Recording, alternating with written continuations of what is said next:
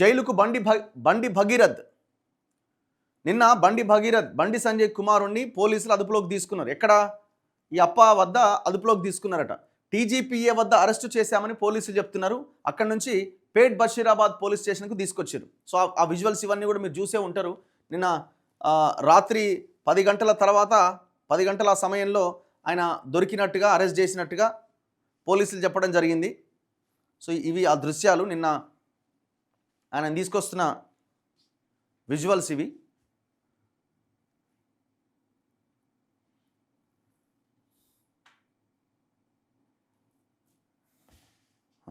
పేట్ Basheerabad police స్టేషన్లో నిన్న రాత్రి దృశ్యాలు ఇవి. సో ఈ వైట్ కలర్ కార్లో తనని తీసుకొచ్చారు.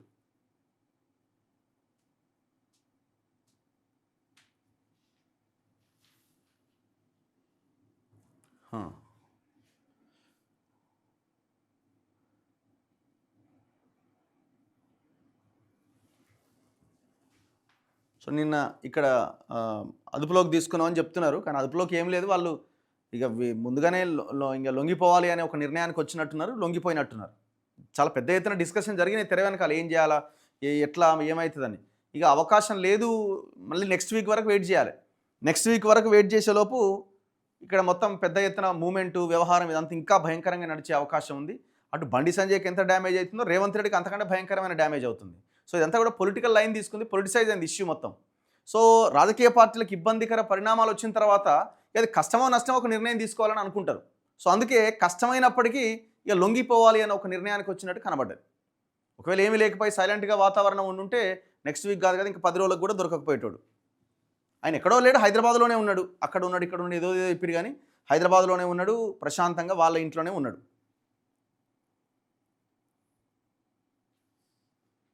సో నిన్నటి విజువల్స్ ఇవి.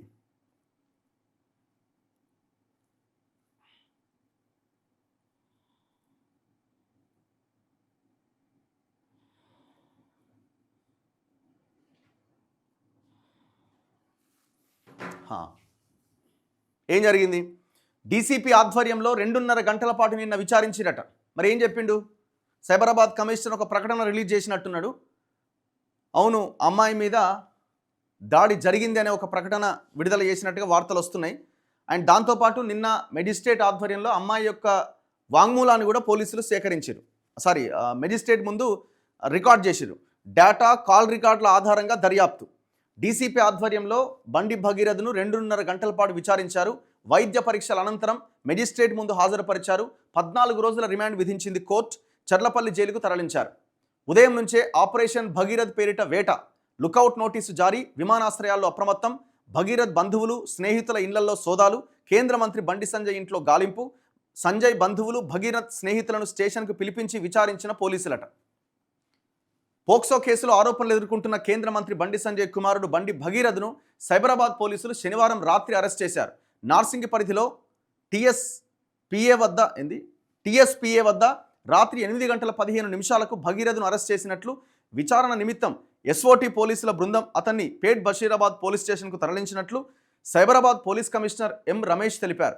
శనివారం రాత్రి 9 గంటల 5 నిమిషాలకు బండి భగీరథ్ ముఖానికి మాస్కు, తెల్లని హుడీ ధరించి పేట్ బషీరాబాద్ పోలీస్ స్టేషన్కు చేరుకున్నాడట.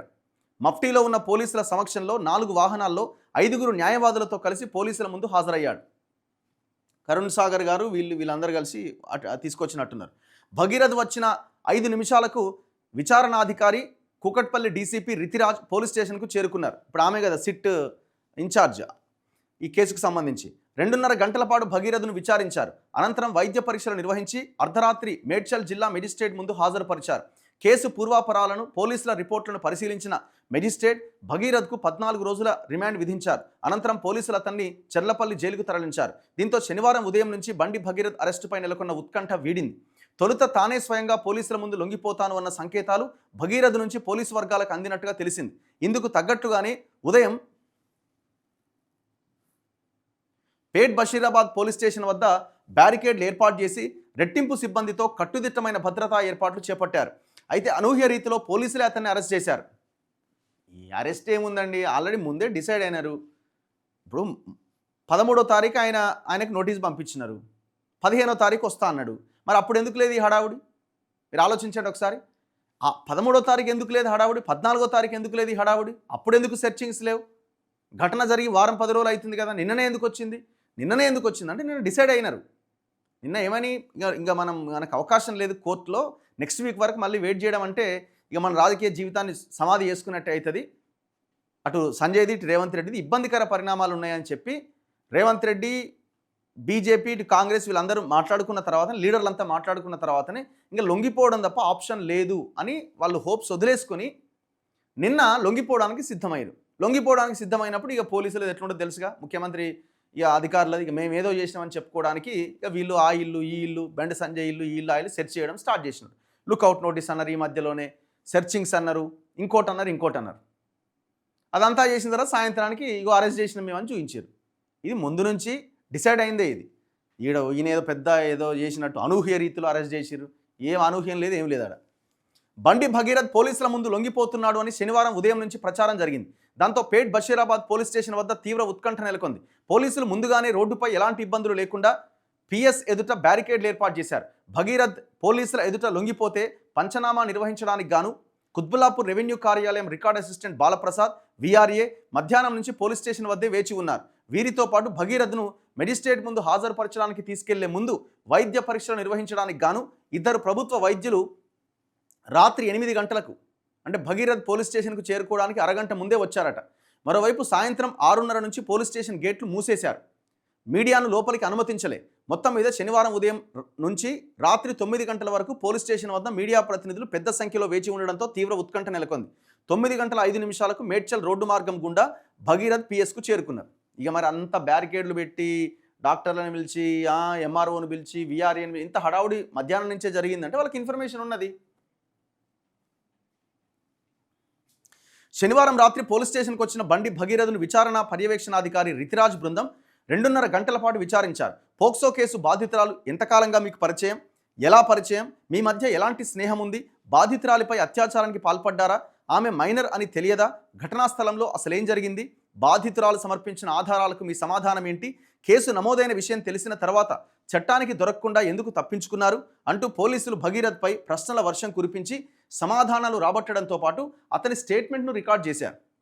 డీసీపీ రితిరాజ్ వెంట ఎస్ఓటీ డీసీపీ శోభన్, పేట్ బషీరాబాద్ ఏసీపీ శంకర్ రెడ్డి, ఇన్స్పెక్టర్ విజయవర్ధన్, ఇతర పోలీసు బృందం ఉన్నారు. నిందితుడు నేరాన్ని అంగీకరించినట్టుగా పోలీసులు ఒక ప్రకటన కూడా రిలీజ్ చేశారు. సైబరాబాద్ కమిషనరు పేరుతో ఒక ప్రకటన అయితే సోషల్ మీడియాలో తిరుగుతున్నది. సో నిందితుడు నేరాన్ని అంగీకరించిండు అని అతనికి వైద్య పరీక్షలు నిర్వహించి మేడ్చల్ జిల్లా మెజిస్ట్రేట్ ఇంటి వద్ద హాజరుపరిచారు. అయితే భగీరథ్ న్యాయ పోరాటం చేస్తున్నాడని అతని తరపు న్యాయవాది కరుణసాగర్ అన్నారు. అతను ఎలాంటి తప్పు చేయలే, తామే భగీరథ్ను ఎస్ఓటీ పోలీసులకు అప్పగించామని, వారు పేట్ బషీరాబాద్ పోలీసులకు అప్పగించారని తెలిపారు. సో మేమే అప్పగించినాము, పోలీసులు పట్టుకునేదేం లేదని వాళ్ళు చెప్తున్నారు. ఎవరు? సంజయ్ వైపు వాళ్ళు. పూర్తి విచారణకు సహకరిస్తాం, త్వరలోనే బెయిల్ పిటిషన్ వేస్తామని, భగీరథ్ను నిర్దోషిగా బయటకు తీసుకొస్తామని చెప్పారు. ఇప్పుడు అక్కడ ఇచ్చే వాంగ్మూలం ఏదైతే ఉందో ఇప్పుడు సోషల్ మీడియాలో సర్క్యులేట్ అవుతున్నది, ఇప్పుడు ఆ వాంగ్మూలమే ఫైనల్ అంటే కాదు. ఇప్పుడు జనరల్గా మనం చాలా కేసెస్లో ఇప్పుడు ప్రభుత్వాలు పెట్టే కేసుల్లో కూడా అరెస్ట్ చేస్తారు. అరెస్ట్ చేసిన తర్వాత ఆ పోలీసులు ఏమంటే ఒక ప్రకటన రిలీజ్ చేస్తారు, నేరం మొత్తం ఒప్పుకున్నాడు, ఇక అంతా అయిపోయింది అని. కాకపోతే అది మళ్ళీ అది ఫైనల్ అయితే కాదు. ఎప్పుడైతే మళ్ళీ కోర్టు పరిధిలోకి వెళ్ళిన తర్వాత, విచారించిన తర్వాత, ఇన్వెస్టిగేషన్లో కోర్టు విచారించి అప్పుడు దోషి ఎవరు నిర్దోషి ఎవరు అనేది తెలుస్తుంది. ఇప్పుడు పోలీసుల ముందు ఇచ్చినటువంటి వాంగ్మూలమే ఫైనల్ అంటే అది ఫైనల్ కాదు.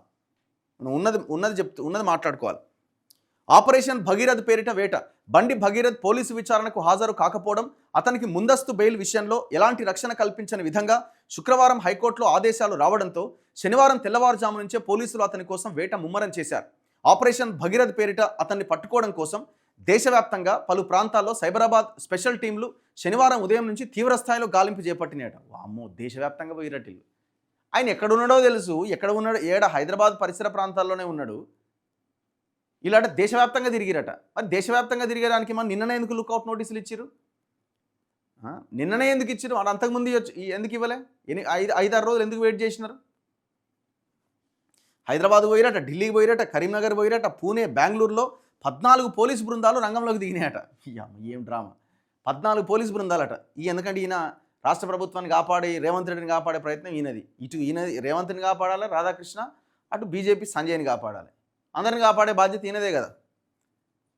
ఎవరు ఎవరు అంటుండే నేనే రాజు నేనే మంత్రి అంటే రాజు అట రేవంత్ రెడ్డి అట, మంత్రి రాధాకృష్ణ అట. ఎవరో చెప్తున్నా మొన్న ఒకరోజు. ఎందుకంటే ఆ స్థాయిలో నడుస్తున్నది వీళ్ళది.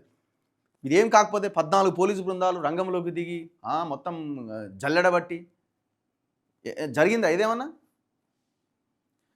కరీంనగర్ హైదరాబాద్లోని కేంద్ర హోంశాఖ సహాయ మంత్రి బండి సంజయ్ ఇంటికి ఆయన సన్నిహిత బంధువుల ఇళ్లకు పోయిరట. భగీరథ్ పరారీలో ఉన్న విషయాన్ని ఆయా ఇళ్లలోని వారికి చెప్పి అన్ని గదుల్లోనూ తనిఖీలు చేసిరట. మరోవైపు భగీరథ్ మిత్రుల ఇళ్లలో కూడా పోలీసులు తనిఖీలు చేసిరట. భగీరథ్పై లుకౌట్ నోటీస్ సైతం జారీ చేశారు. అతడు విదేశాలకు పారిపోకుండా విమానాశ్రయాల ఇమిగ్రేషన్ విభాగాలను అప్రమత్తం చేశామని సైబరాబాద్ సిపి రమేష్ తెలిపారు. బాధితుల వాంగ్మూలం సేకరణ. పోక్సో కేసుకు సంబంధించి ఫిర్యాదుదారులైన బాలిక తల్లి, బాధిత బాలిక వాంగ్మూలాలను పోలీసు అధికారులు శనివారం మేడ్చల్ కోర్టులో మెజిస్ట్రేట్ సమక్షంలో నమోదు చేయించారు. భగీరథ్తో పరిచయం దగ్గర నుంచి అతడు వివిధ సందర్భాల్లో శారీరకంగా కలవడానికి ఒత్తిడి తేవడం, మొయినాబాద్ ఫామ్ హౌస్లో బలహీన స్థితిలో ఉన్నప్పుడు లైంగిక దాడికి ప్రయత్నించిన విషయం, బలవంతంగా బాలికకు మద్యం తాగించిన విషయాన్ని, కేసు నమోదైనప్పటి నుంచి తాము ఎదుర్కొంటున్న బాధ, ఎదురవుతున్న ఒత్తిళ్లకు సంబంధించి పూర్తి సమాచారాన్ని తల్లి కూతుళ్లు తమ వాంగ్మూలంలో వివరించారు. మరోవైపు ఈ కేసుకు సంబంధించిన కీలక ఎలక్ట్రానిక్ డిజిటల్ ఆధారాలు, వాట్సాప్ చాట్లను బాలిక నుంచి సేకరించిన డీసీపీ రితిరాజ్ బృందం వాటిని కోర్టు అనుమతితో ఫోరెన్సిక్ సైన్స్ ల్యాబొరేటరీకి పంపడానికి సన్నాహాలు చేస్తోంది. ఈ ఆధారాలు పరీక్షించాలని, తారుమారు కాకుండా చూడాలని బాధిత బాలిక తల్లి బహిరంగ లేఖలో విజ్ఞప్తి చేసిన నేపథ్యంలో పోలీసు ఉన్నతాధికారులు తమ వద్ద ఉన్న ఆధారాలపై సమీక్ష నిర్వహించినట్టుగా తెలుస్తోంది. పోలీస్ స్టేషన్లో భగీరథ్ మిత్రులట. భగీరథ్తో కలిసి ఉన్న స్నేహితులను పోలీస్ స్టేషన్కు అధికారులు పిలిపించి విచారించారట. అలాగే భగీరథ్కు మద్దతుగా బాధితురాలి ఫోటోలు, వీడియోలను సోషల్ మీడియాలో వైరల్ చేసిన మిత్రులను పోలీసులు విచారించారు. ఆ ఫోటోలు, వీడియోలు మీకు ఎప్పుడు వచ్చాయి, ఎవరు పంపించారు, ఏ ఫోన్ నెంబర్ల నుంచి భగీరథ్ మీతో టచ్లో ఉన్నాడు, ఇలాంటి వివరాలు పోలీసు అధికారులు తెలుసుకున్నారు. మరోవైపు బండి సంజయ్ సన్నిహిత బంధువులను సైతం పోలీస్ స్టేషన్కి పిలిపించి పోలీసులు విచారించారు. సో ఇది నిన్న జరిగినటువంటి ఒక హైడ్రామా. మొత్తానికి బండి భగీరథ్ని అరెస్ట్ చేశారు, మెజిస్ట్రేట్ ముందు హాజరుపరిచారు. మెజిస్ట్రేట్ 14 రోజుల రిమాండ్ విధించిన తర్వాత సో అందుకు అనుగుణంగా చెర్లపల్లి జైలుకి తీసుకెళ్లారు. ఇప్పుడు వాట్ నెక్స్ట్ అంటే ఇప్పుడు ఆయన మళ్ళీ వీళ్ళు బెయిల్ పిటిషన్ ఫైల్ చేస్తారు. మళ్ళీ అక్కడ బెయిల్ పిటిషన్ మీద ఆర్గ్యుమెంట్స్ ఉంటాయి.